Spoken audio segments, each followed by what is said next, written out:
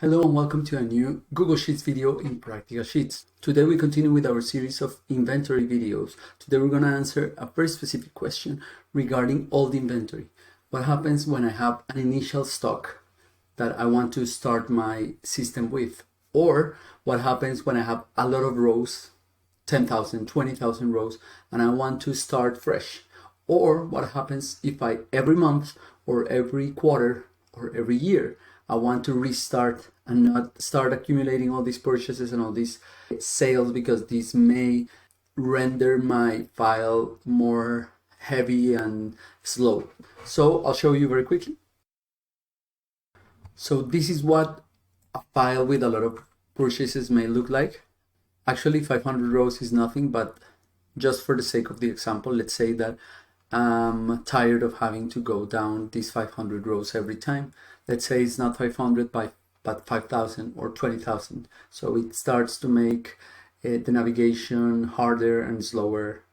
So how could we do to take this inventory, this current inventory, and act as a starting inventory? Or another situation is that I'm going to start this system in Google Sheets, but I have had business for 20 years and I have a stock already in my warehouse. So how do I begin? So this is what I'm going to show you. I'm going to show you 2 or 3 techniques that will help you. And if you like it, we can make a bit more advanced, maybe a code that with just a button, you'll reset your inventory. Just let me know in the comments if it's something you'll like. But first, take a look at the video, and just to show you how this will look at the end, we'll start with no purchases, but we have an inventory because we're going to open this adjustments sheet where we're going to copy and paste all of the current inventory, but I'll leave the discussion for the video. For now, thank you so much for watching. If you don't want to hear me, just want to download the template, you can go to the Patreon page, support me and see the templates for more than 150 videos. And you can ask me anything there. If not, just subscribing or a comment, it helps a lot. Thank you for watching, especially thank you to my Patreons, and let's begin.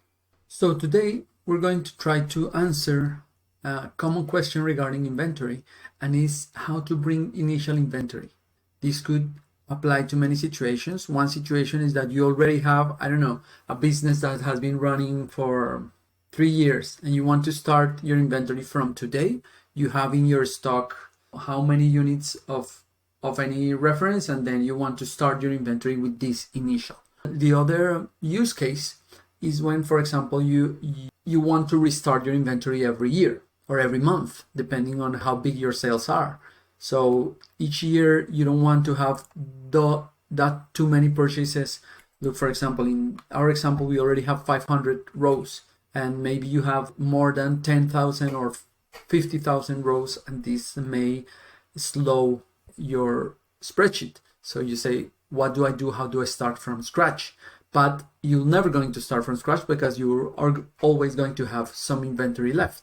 So one use case is when you just are starting to use the inventory and you already have initial inventory. The other one is that, for example, you buy a business and it already has some inventory, so you want to start with initial inventory. The other one is that you want to restart your inventory every year or every month. And the other one is that you already have too many rows and you want to start from scratch. So we're going to see a couple of ways we could do this. The first way is very easy. You're just going to, we're going to copy. Let's say this is our old one. So let's say original inventory. Then we're going to make a copy, the original inventory, and this is a thing we could try to do with a button or a code that does this automatically. Let's see if time allows us to do it today. So we're going to do inventory management, and let's say we're going to start 2024 or 2025, and we want to bring. We want to start from scratch in theory, but having the initial inventory. So what we're going to do is we're going to copy the names, and we're going to copy the inventory, just the inventory. It's very important that you do this before deleting the purchases and the sales, because if not, this will change. So if you want, you can paste it in another sheet. For example, you could do here an auxiliary sheet and then paste first the products, and then you're going to paste the units, or if you have, but you need to paste them as values, Control Shift V, or edit, paste special, and values only, so that it does not bring the formula. Okay, now you can go and delete the purchases. Remember that this is a formula, so you need to be careful when you have formulas in some of your rows. And the dates, maybe you can, if you're going to do it, let's say we're going to do the 1st of January of 2025. So we're going to put the same. For now, we're going to delete all of these. I'm going to just remove all the rows, go until my last row, select all the rows, and then delete all the rows. Go up, and then just delete the values of the name, of the date, and the units. Okay? And now we can paste the products, and then we can go and copy the values and paste them as values. Control Shift V, and now I have my table. It's working great. And if I add a new one, let's test it. Everything is working fine. And we could, the date could be January 1st, 2025, or 31st of December of 2024. Let's paste it. Go down, Control Shift down, and then Control V, and there we have it.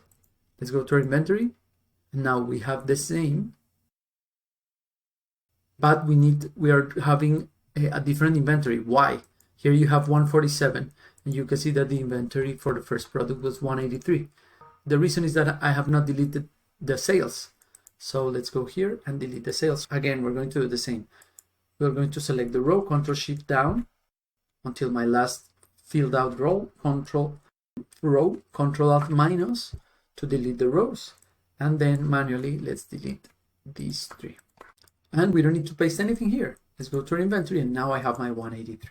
So this is method number 1, but I don't love it. Why? Because we are mixing bananas and apples. We are saying that we have purchased 183, which is not true. This is an initial inventory. So how to do, once we start selling, how do we differentiate between the initial inventory and the things that we are really buying? So one option would be to insert a column here and say type of input, for example. We're going to do this as a drop down and call this type of input. And here we're going to say a drop down that says purchase, and the other would be initial. That's it, done. And all of these would be initial. And then from now on, everything will be purchased. What is the problem with this method? Let's copy this and then paste it, Control Shift down, and Control V. And then if we really do a purchase, so let's say, hey, I'm going to buy some jelly beans, but this is a purchase. So the cumbersome thing is that we always need to do a purchase to fill this with a purchase. Maybe we could do a code that always fills it out with purchase. So why I'm doing this? Because then when you want to separate which are the real purchases from the initial, then you could do it. But again, I think it's a bit complicated. So I try not to add that many sheets when we are trying to add something, but I think in this case, it would work really well to do it. And in some of my other videos, you've seen that I've added a sheet that is called adjustments. So in this, we could put a lot of things. We could add this initial inventory, but we could also add, for example, if some products are damaged, if I give for free some products, if I receive some samples, if some of my products have an expiry date and I cannot sell them anymore, if I was victim of a robbery, whatever. So anything that is not a purchase, is not a sale, will get into this adjustment. So I think it's a better way of doing it. So what we're going to do is we're going again delete all of this, Control Alt minus, delete this. We're not going to change the purchases, however, and we're going to delete this column I added. However, we do need to erase it, okay, to delete it. So actually, I'm going to delete these adjustments and I'm going just to duplicate the purchases. It will be very similar, duplicated, and we're going to call it adjustments. And here, my table will be called adjustments. The first part will be the same because I'll always start with the name. The reference is also a formula, no problem there. The date also important, the number of units also important, but the final thing that we need, very important, is to have the type of adjustment. Type. I prefer always to do it with an auxiliary sheet, so we can go to our, if you have a list of categories for that you can use all over your system. So here I'm going to call it type of adjustments. Right now, the only one I need is initial inventory. But you could have donations, gifts, damaged, whatever. Then you could include the adjustments you need. So we're going to go here to type of adjustment, say that it's a drop-down. We're going to say that it's a drop-down from a range. We're going to choose the range we just included here in our list. Let's leave it open so you can put however many adjustments you need. Let's give it done. If you want to put a color to each of those, be my guest. For now, I don't want to. And here is where we're going to paste. First, the products, Control C, go to our adjustments, Control Shift V to paste it as values, and then the numbers, Control Shift down, Control C, and then Control Shift V. Okay, the date, again, we're going to put 1/1/2025. Control C, Control Shift down, Control D. Sorry for all of the keyboard shortcuts. My recommendation is that you, all the keyboard shortcuts that I have used today, memorize it, just one, and start to implement it day by day. This will save you a lot of time if there is one of these that you haven't used before. And type of adjustments, we're just going to do initial inventory, Control C, Control Shift down to choose the whole column, Control D to duplicate, and that's it. However, this is not yet done because in my inventory, I have to add an adjustment column. So here's units, and this is a very nice way because we keep everything separated. What is bought, what is sold, and everything else that is adjusted by whatever reason, we're going to have it in another column that will be called adjustments. Or another possibility is that you name this initial and you just leave it for initial. But I think it's nice now that we are adding another sheet, also leave the option of putting other type of inputs and outputs. Again, robberies, donations, free goods, expiry, whatever. Okay, let's go to inventory and it will be very similar to this one. So I'm going to paste it, copy it here, and just instead of purchases, we're going to write adjustments. And let's copy this, Control C, and then paste it here. Let's hit enter. And there is one problem here. The problem is that, remember that the unique, if you have been following this tutorial from the beginning, we have a unique formula that goes to purchases. So we make sure that we don't bring anything that has not been purchased, but in this case, we have adjustments. So there are two ways of doing this. One is that the unique, we're going to do it for adjustments, but I think a better way is that the unique, we're going to call it from products. So this way, we are sure that we always have all of our list of products. The downside is that if you have a lot of products that have not been sold or bought or whatever, or you just have it in the list and have never bought them, then this will cloud your inventory a bit. But there may be other ways to filter them out in a report or something like that. So we're going to change these purchases for products. Hit enter.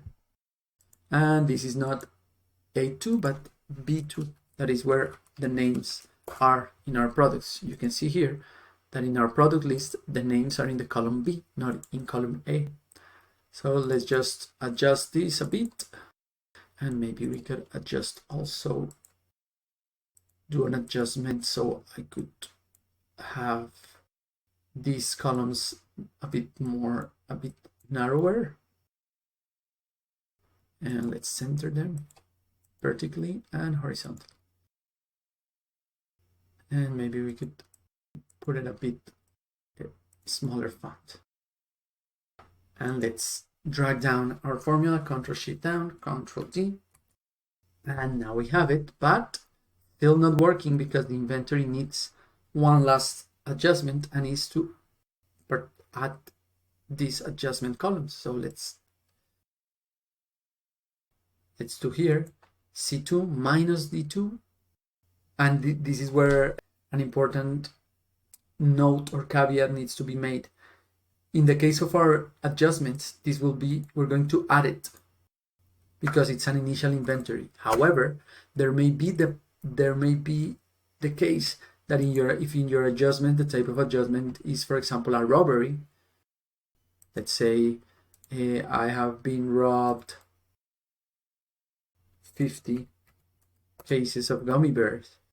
But if I put as damage, for example, you need to make sure that this is negative. So let's put it as negative. There may be other ways of doing this with a more complex formula, but I think the easiest way is just to put a comment here or a note that says damaged goods and robberies should be inputted with a negative sign.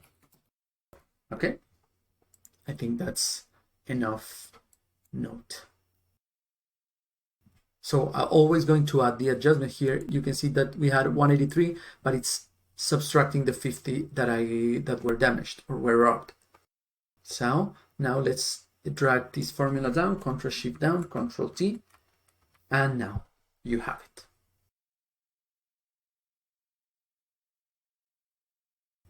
The next challenge is how do we do this automatically? So I think we're out of time today, but if you like me to do it, please let me know in the comments. And if you're a Patreon faster, I will do it. If you want all of these that we do, maybe we could do a macro or a code that with just one button, you'll do everything that we did today in 20 minutes. Copy the file, go and copy all the inventory as values, then go to the adjustment and paste them there and adjust everything. So if it's something that interests you, please let me know. If not, I hope this is helpful. As always, thank you so much for being here. And if you're a Patreon, 100 more thanks. And if you want to download these and more than 150 templates, then I invite you to go to the Patreon that is in the description below. There you can ask me anything about these templates. And if not, just one like or subscribing to the channel is also big help. Thank you so much. See you next time.